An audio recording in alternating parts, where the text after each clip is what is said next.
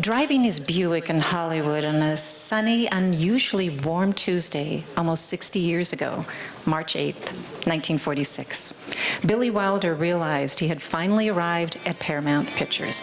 Not just arrived at the studio entrance off Melrose, but arrived.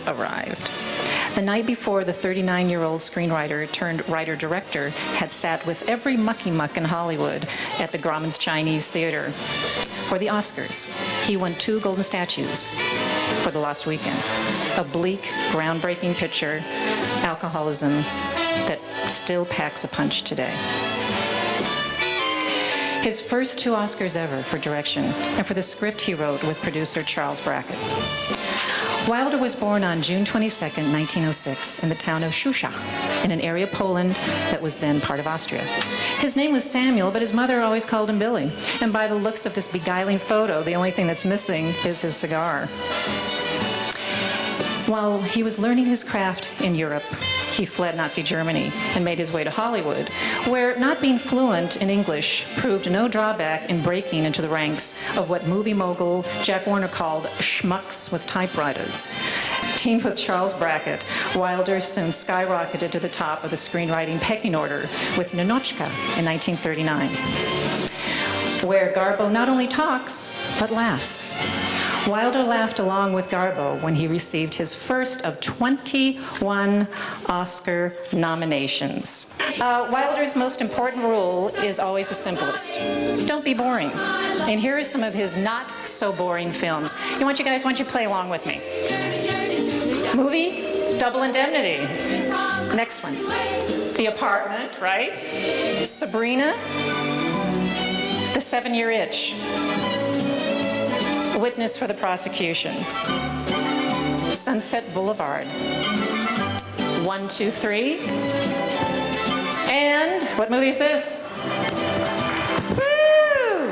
Hi, everyone. Hi, I'm Linda Harris from the Alex Film Society. Thank you for coming, you guys, on a beautiful Saturday afternoon, I don't have to tell you. If we could have the next slide, I would like to show you an amazing, amazing character actor. Now we have Mike Mazurki on the left, George Raft, and then we have Harry Wilson. Harry Wilson was an amazing, amazing character actor. And next slide is in color. Do you remember the scene in the elevator?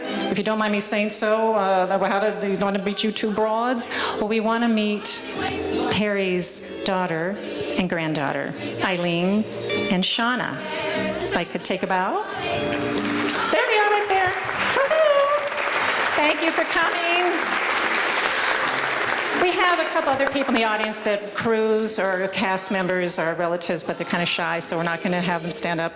But I just wanted to let you know that my dad, Bill Harris, also worked on Some Like It Hot. Well, he's bowling right there, but he was a scenic artist.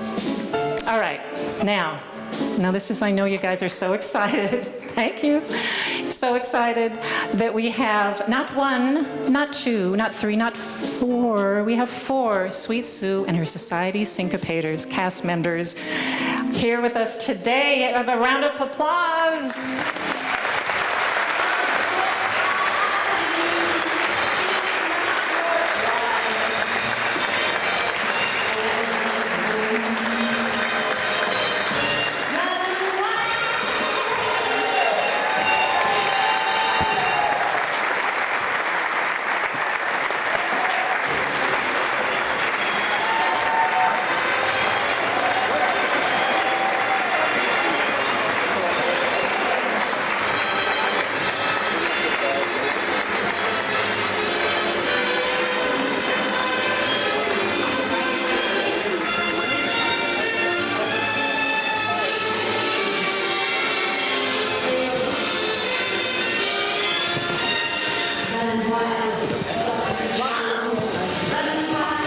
Mighty bold. Come on, girls, sing. Gay, reckless too. Good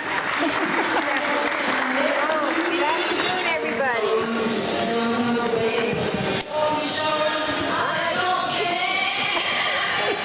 Don't love nobody. It's not worthwhile. All alone. Running wild. Oh, Lisa. Woo! All right. Excuse me, speak for yourself, Marion. Come on. Hi, everyone. Again, I'm Linda Harris from the Alex Film Society. Thank you for coming. And we're so glad these Goyles are here with us because it's just beyond excitement. Down at the end there, Mark, raise your hand. It's Mark Vieira. Mark co-authored Tony Curtis's book, The Making of Some Like It Hot. So for the next 10, 15 minutes, we're in for a really, really treat because they're going to hear the real scoop, what happened backstage at Some Like It Hot. And see, they're already talking, hey, guys. You know what? These girls, how long have you known each other? Oh, it's 50 years. You need to share. They didn't give us enough mics. We will share. Yeah, you'll share, and you have one. 50 years. 50 years, okay. No, it goes with Lori and I share and you share. There you go, that's better, okay. Wait a minute, why don't we share? Okay, The never young one is telling us what. Yeah, Joan, Tracy, tell them what you are. When I talked to Tracy, she said, "We know I'm the youngest, but I'm still an old broad." Good line.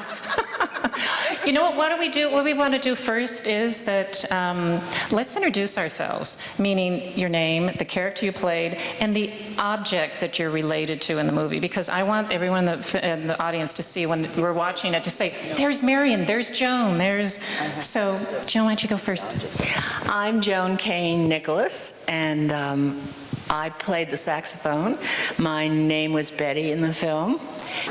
And how are we going to recognize you? With the saxophone, Joan? Okay, she has the saxophone. Okay. So you didn't have a prop besides that? No. Well, we all faked it anyway. I'm Marion Collier, and if you don't recognize me on the screen, I'm the one with the hot water bottle. When Marilyn says, bring a cocktail shaker, this was it. And I also was in the ladies' room with Marilyn and Tony, running in and out like a maniac. Ice, ice, where's the ice? The natives are getting restless. And you put it on That's me. And you put in an upside-down symbol, right? Turn over symbol, the ice. Okay, Lori. Hello, everybody. I am Lori Mitchell, and I am Mary Lou. I'm the one in the upper berth, sitting with Jack and everyone else, giving Jack lemon, the salami, and crackers, getting drunk. That was me.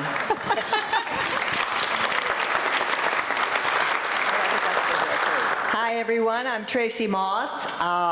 Lori and I were roommates in Coronado, which we had a ball doing. We were very blessed that Marilyn was hardly ever there, and we had to wait. So a film that was supposed to be 2 weeks ended up to be 3 months of work, right? Four months. Four, and I'm the one that played the harp and played the clarinet in a lot of the scenes, in all of the scenes, and my name on the screen was Gloria.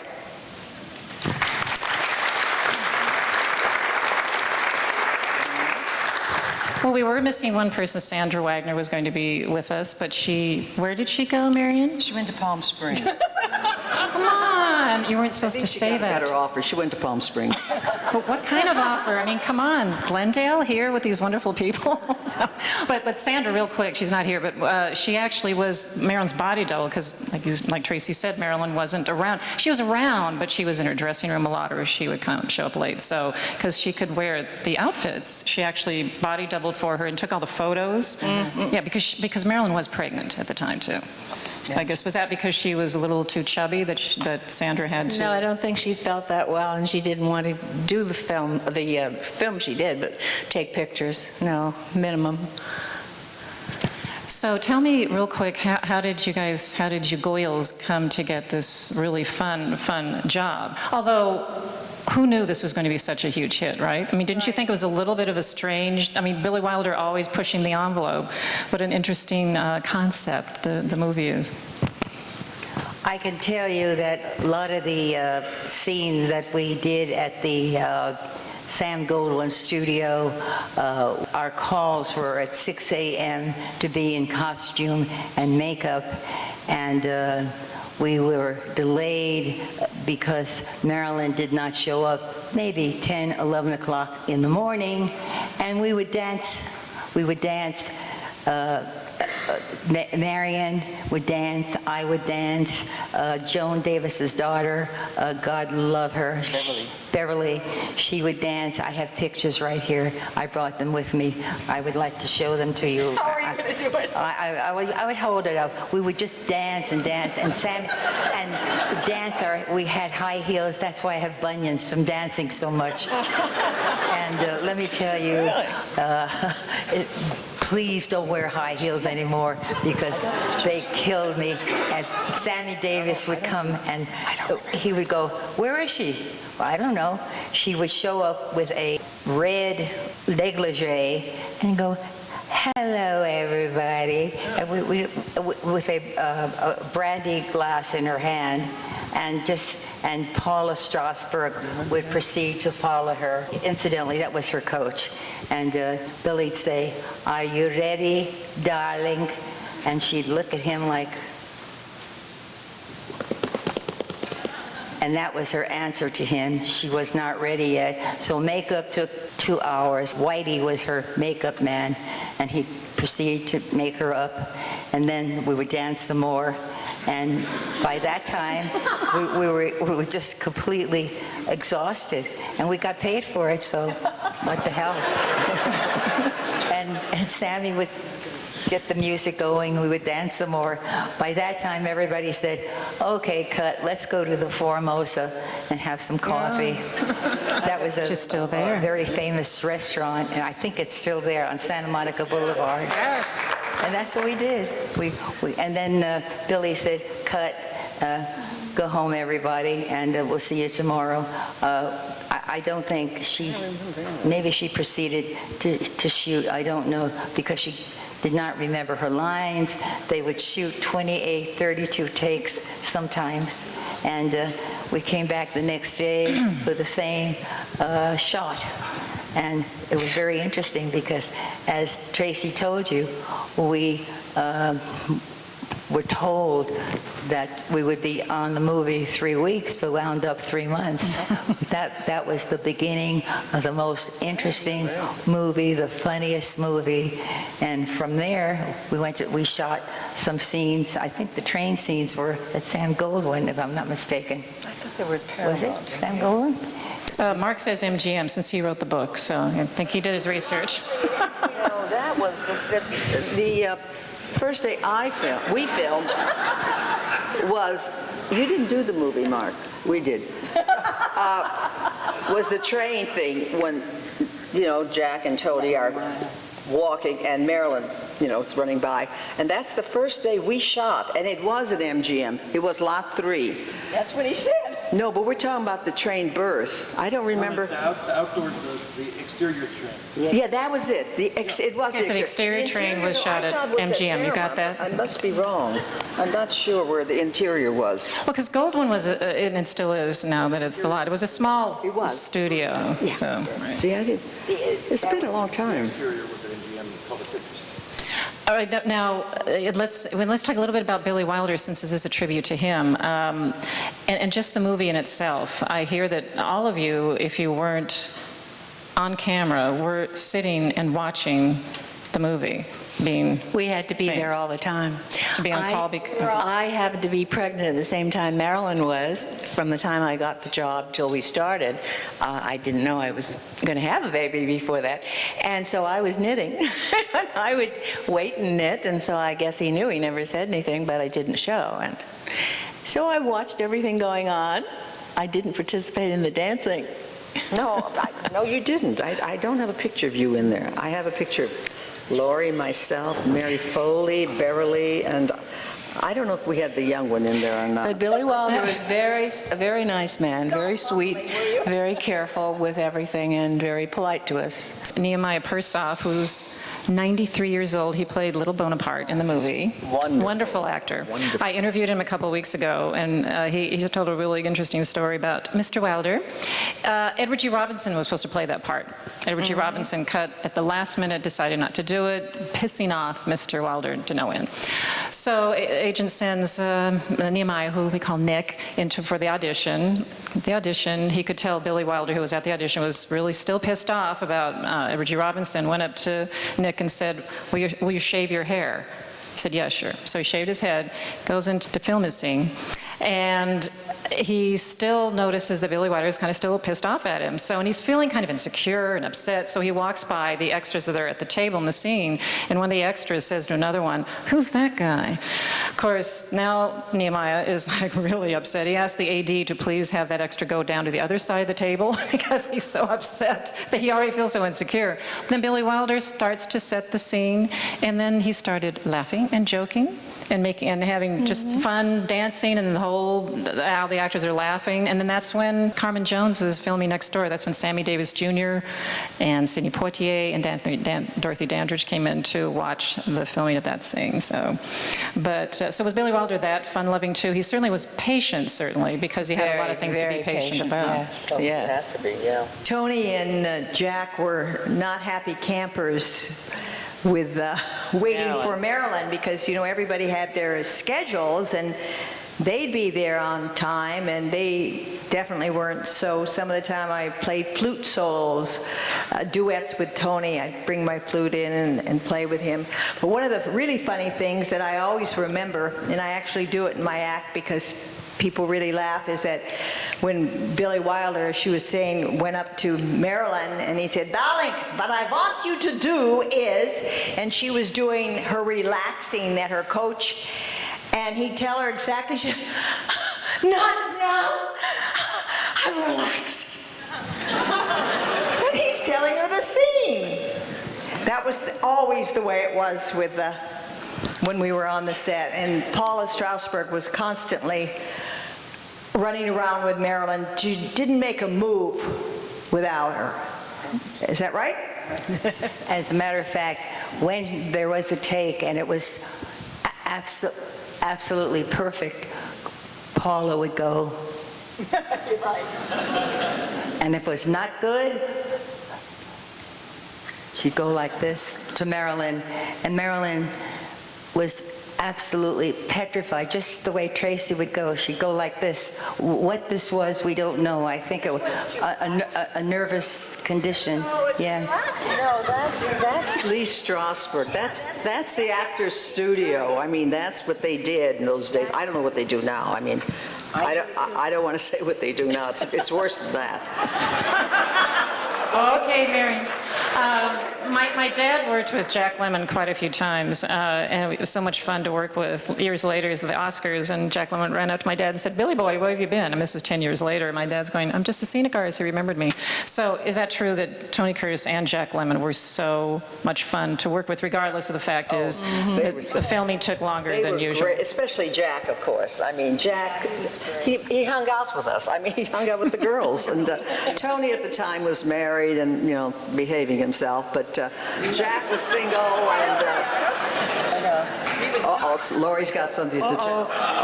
Okay. I only have to say, as far as what you just said, wrong statement, but I have to say, as far as Jack, he took us. Marion wasn't there, but I was in love. That's right. she was in love. I went back to Hollywood. After the filming. I don't know, Tracy, did you go with us to Tijuana? Too young.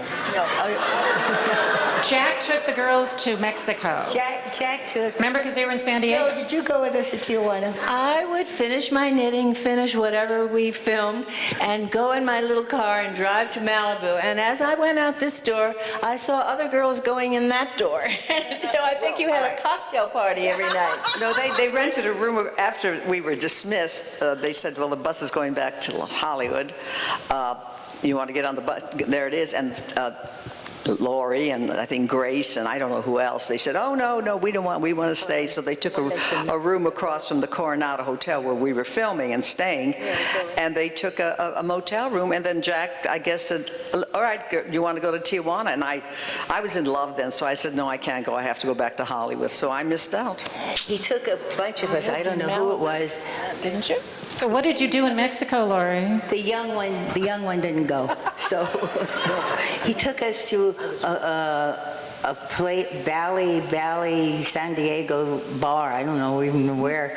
And from there, he took us to Tijuana to watch the girls dance and put coins somewhere. I can't tell you where, but Okay. We were hysterical, and Jack was the most sweetheart. And we were drinking. I don't know what we were drinking, but Tequila. That's what you do remember, Lori. tequila. And we had the dearest, sweetest, darling man. He took 4 of us there. We had the best time with him. And he played the piano, and he was playing the bongos, and it was just wonderful. We got back to the hotel, and everything was fine. I went back to my roommate. I don't know where she was, whether she was sleeping, I don't know. But from what I understand, we banged on the door on Jack's room, and we banged on his bed. I think, was that the day? I don't know. Oh, see? But everything was legit. I mean, he was just a sweetheart. Marion's saying she's Now, heard getting stories back she's to never heard Tony, before. Tony was very I'm busy hearing with stories. his- I was there and I never saw or heard of them. See? Mark, I swear to God, I've Mark never down seen there. it. Hey, Mark, Vera, you said you had a interesting story about Tony Curtis. 'Cause how long did you work on the book with Tony Curtis, the making of Some Like It Hot? Yeah, I'd like to tell you all about Tony Curtis, just a little story to kind of give you a side of him that maybe you haven't heard before. I worked with him in March, April, May, June on this book in 2009.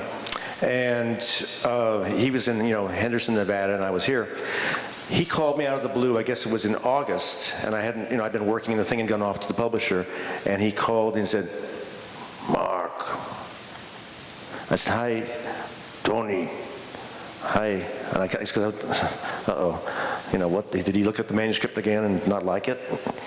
And he said, "Mark, I had cataract surgery, and I looked at the manuscript again." I said, "Yeah?" "Oh, Mark, it's so good. You made me sound so nice. I want to thank you. I never got to thank you, so thank you so much. How's everything? How are your cats? How's Jonathan, the man that works for you?"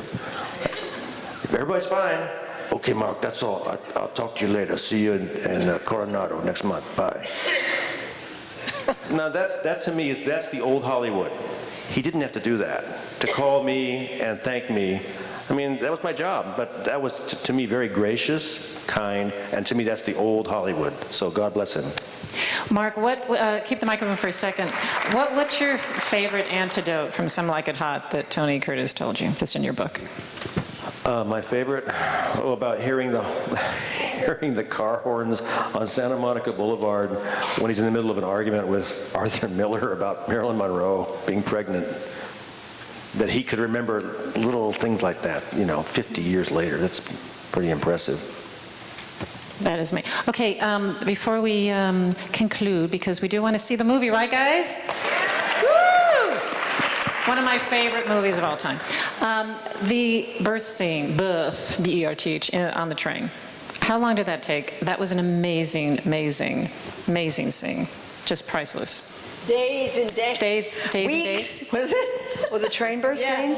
Oh, God, that took at least Day 5 after days. day. At least. We had to get up there, we were all squashed. And then when the girls, you'll see it, when we all fall out, that's not us. No. That's stunt men, not women. That was stunt guys, yeah. That was not us. I think there was one actually stunt woman I noticed in credits, so maybe there was one stunt. But they had nice legs. But you asked us, which we didn't answer, of course, because Lori was telling the story of her life. You asked us how we got this, how we got How you got hired, the part, right. right? And wait till you hear hers. Okay, we only have a few more minutes. I was dancing at a nightclub in Santa Monica, Ben Blues nightclub. I was a dancer, soloist, and Marty Melnick, who wrote some of the songs that we sang and were played in the movie, asked if I wanted to be in a movie, and I said yes, of course. And he wanted girls in the, but I didn't play an instrument, not the one they gave me, so that's how I got the job. Well, Matty Melnick also. I worked with him in Lake Tahoe because I'd come to LA and I couldn't get a job back to where I was dancing at the Desert Inn in Las Vegas. And so I got a job in Lake Tahoe just for 6 weeks, and that's how I met Matty. He was the orchestra conductor. And it was great. I had 6 great weeks there. Then I came to LA, and then things happened and I became an actress. And 2 years later, I got this call from Maddie saying, where are you? I called your, in those days we had services. I said, I'm in Indiana visiting my family. And he says, well, I'm doing a movie called Some Like It Hot with Marilyn Monroe and Tony Curtis. And I thought, well, yeah, it's okay, yeah, I'll do it. I had no idea what I was getting into. What a great, great, great thing happened to me. And thanks to Maddie Malik, that's how I got it. And Lori's got a different story now. Okay, Lori, make it quick, Lori. Hers is pretty exciting. My agent sent me to see Sam Armstrong. He sent me to see Billy Wilder, and Billy Wilder, I went over to see him and I.J. Diamond, the writer, and he said to me, are you a musician? And I said, no, I'm an actress. And he said, what do you do? And my first husband, God rest his soul, taught me how to finger the trumpet. And he said, what do you do, darling? You're a very pretty girl. I said, thank you very much. And I told him, that's what I do. And they looked at me both. I didn't read a script, nothing. You didn't have a script? I didn't either. Was this good? I mean, Okay, Tracy, I don't want to rush you guys. We're getting the rush off here. Basically, they were, pardon me, did the lights go? Yes, and they're going to get the Time. next. So they were looking for musicians, and Billy said, thank you very much. And I went away, and I called my agent, and I said, Sam, they're never going to use me. They want a musician. And anyway, a week later, my agent called me, and he said, they want to see me again. I went back there, and he said, I really like you, you're very cute, blah, blah, blah.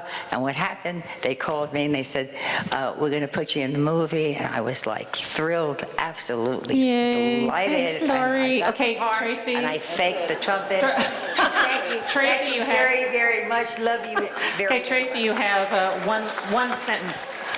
You have half a second. Okay. I also, through Matty Melnick, he'd heard I was appearing in school. The young one. Played the harp, and he asked me if I would be interested in doing it. And I was just, I just was a musician. I had no idea. And I said, oh, I would love to. I was very excited about it. And then afterwards, he wanted me to head an all-girl orchestra from Some Like It Hot in Vegas. And I turned him down, one of the many mistakes I've made in my life. Thank you, everyone. Thank you for coming. And thanks for the Sweet Sue and her Society Syncopators, Joan, Marion, Laura.